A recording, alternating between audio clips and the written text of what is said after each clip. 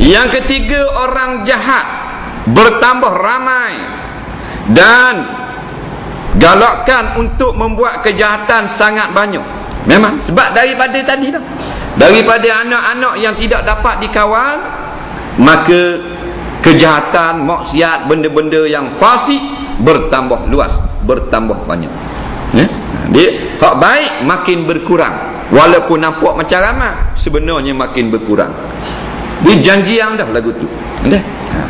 Dia bermula dengan masing-masing menjaga akan sempadan masing-masing. Kita sempadan kita iaitu rumah kita. Siapa duduk dalam sempadan rumah kita? Anak kita, bini kita. Dan kalau kita tak jaga, terlepas. Nah, kalau jiran pula tak jaga juga sebagaimana yang disuruh oleh syarak, tak betul jadi. Makin lama makin lama, akhirnya menjadi masyarakat yang tidak terkawal daripada rumah. Nah, batu ku anfusakum wa ahlikum nara. Tuhan tak kata ku anfusakum, jaga dirimu saja, tetapi anak isteri kamu. Dalam hadis lain, kullukum ra'in wa kullu ra'in mas'ulun an ra'iyati. Kamu ini adalah penjaga anak-anak, kamu pasti akan ditanya daripada anak yang kamu jaga.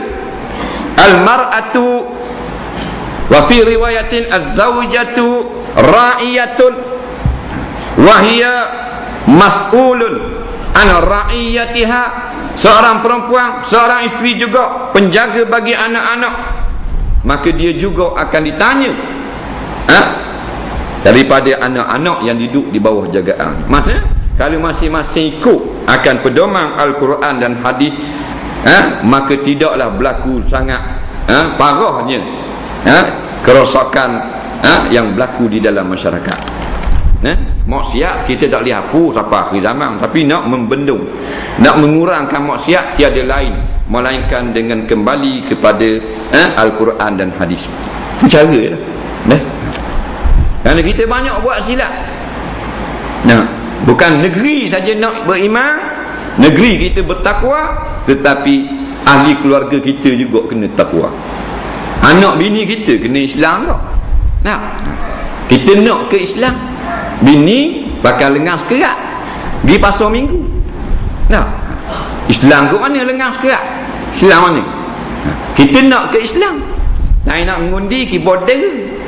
Mana? Buku dera atas kepala, paijan naung jadi putih mata. Tapi anak luar pendek, tak berani nak kata apa. Orang bang pergi masjid, kita duduk biar jalan kedai kopi maghrib, kata bapa tak hari surat. Orang kita tu dah orang kita ada takat masuk surga, ada takat ke 10 orang sahabat jamin surga, hidup semula duduk kedai kopi. Dah kedang gitu hadis perang Badar, tak kau? Masing-masing dengan amalan masing-masing. Jadi kita silap banyak. Kita ingat ke bermula di luar, tak, bermula di dalam rumah kita. Anak-anak kalau kita kawan pakai kursi, pakai punah jahanam. Pakai punah jahanam. Dalam jaga punah. Dalam jaga angus nasi. Dalam jaga galik sikit je angus letup nasi. Dah kalau tinggal pada nanak nasi, api naik, tutup rumah, tutup pintu, pergi jalan makan pulut, balik karang angus. Memang garanti angus. Memang garanti angus. Yang paling kuat mempengaruhi sekarang ini anak-anak bukan ibu bapa, biasanya kawan-kawan.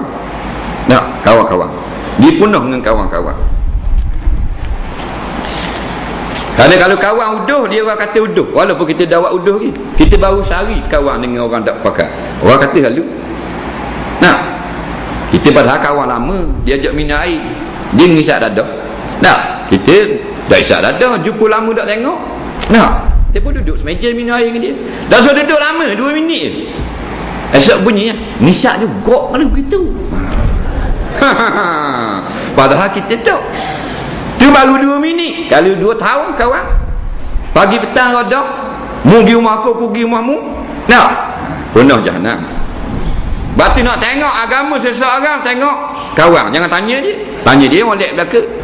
Tanya anak kita, memang dia kata molek.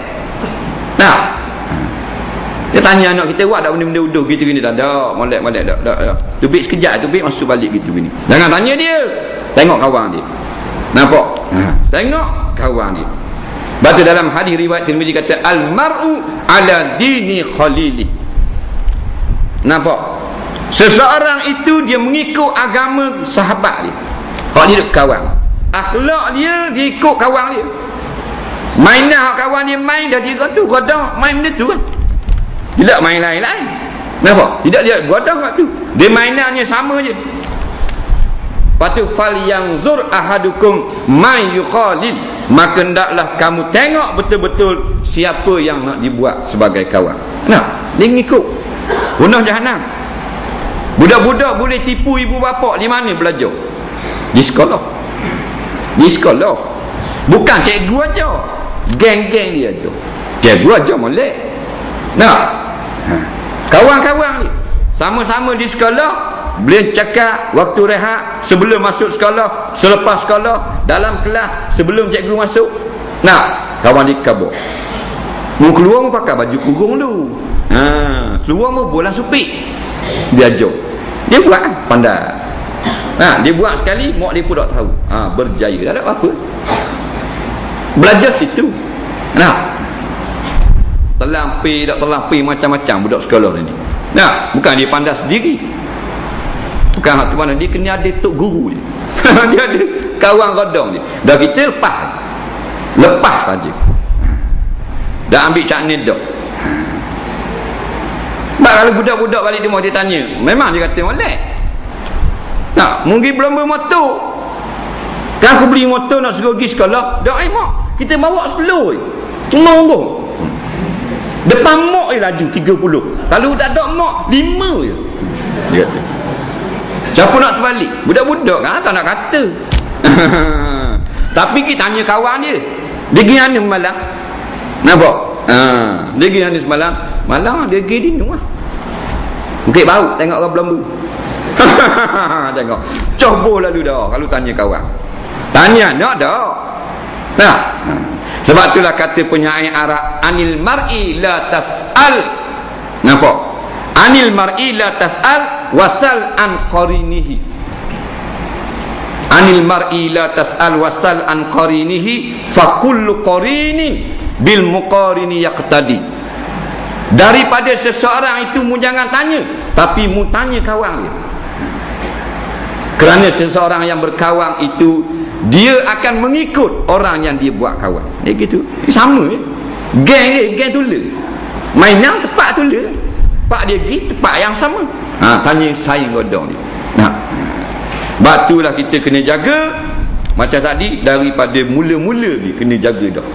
Pasal barang ni barang berubah. Lain batu setokor. Tak apa kita tinggal gitu juga. Kita tinggal 15 tahun dah cara batu tu pak sugi gitu batu bepang. Tu barang tak gerak ni boleh dipengaruhi oleh macam-macam unsur. Tu manusia. Anak kita tu sebagai amanah daripada